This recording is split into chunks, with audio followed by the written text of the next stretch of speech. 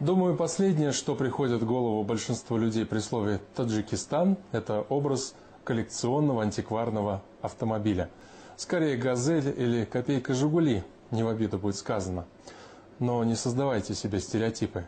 Они на то и созданы, чтобы их ломать. В республике много настоящих ценителей, фанатов ретро-автомобилей. В поисках какого-нибудь грузовика военного времени или Кадиллака, выпущенного ограниченным тиражом в 50-х, они ездят по дальним весям и кишлакам.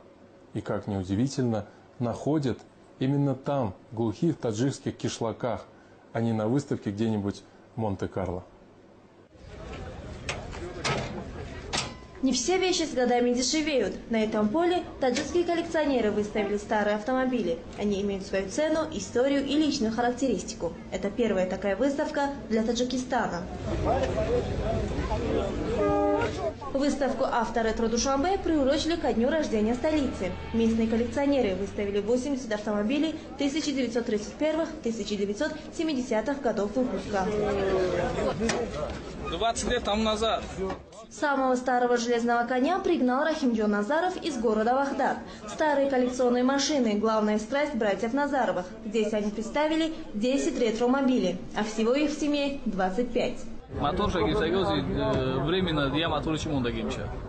«Опель Адмирал» – старейший и самый дорогой автомобиль в стране. Особая гордость Назаровых. На сборку и ремонт Рахимджон потратил почти 20 лет жизни, но какие-то запчасти не может найти до сих пор.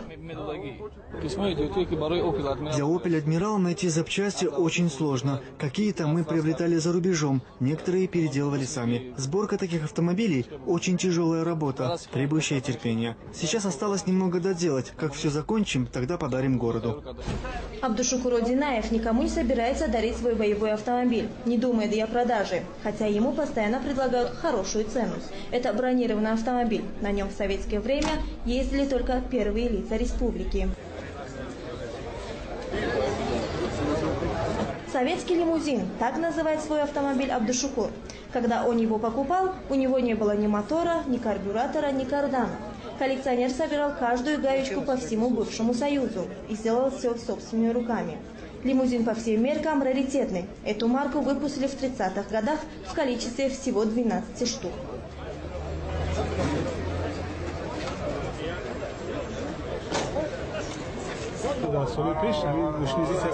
В прежние годы такие марки ЗИЛ-301 изготавливались только для правительственных лиц. Когда они выходили из эксплуатации, то их читировали и сдавали на металлолом. Я не знаю, как эта машина уцелела. К счастью, она попала ко мне. Такие машины выпускались по спецзаказу. Вот этих лимузинов было всего 12.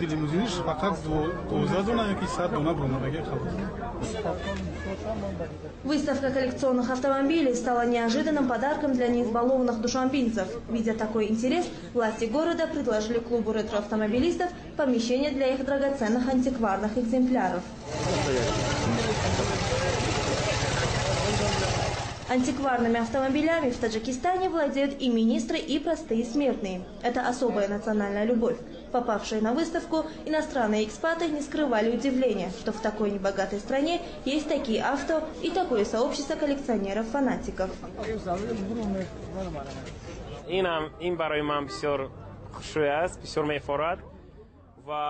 Я уже долгое время нахожусь в Таджикистане, и мне даже не верится, что здесь есть столько прекрасных антикварных автомобилей.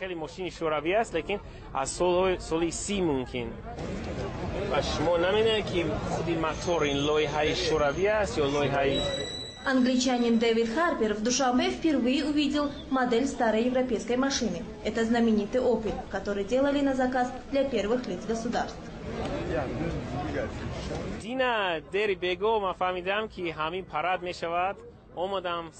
Я узнал, что состоится фестиваль-выставка, и с раннего утра стоял и ждал открытия. Лично для меня это очень интересно, потому что на выставке представлены очень старинные автомобили.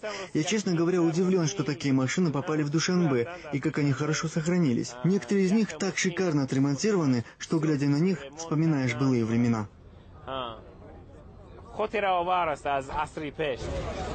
Владельцев коллекционных авто мало интересует их функциональное предназначение.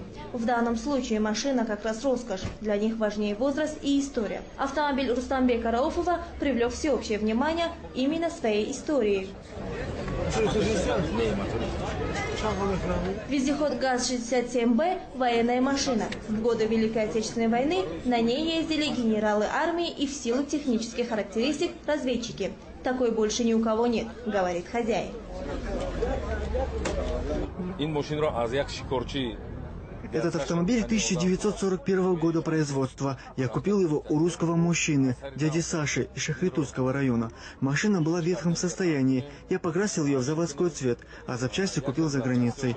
На ремонт ушло 3 года. Над ним 1 год и 6 месяцев работали 3 мастера, а потом еще 3 мастера около 1 года и 8 месяцев. Я готов потратить столько средств, сколько потребуется для полного ремонта, потому что на таком ездили только генералы. После войны каждой советской республике раздавали по одной такой машине, и тогда на них разъезжали чиновники. Владельцы хвастаются, что их автомобили могут стоить и $100 000 и больше. Но специалисты говорят, что пока это все же хобби для избранных. Вот и на первой выставке «Авторетро Душанбе» ни одной сделки не заключили.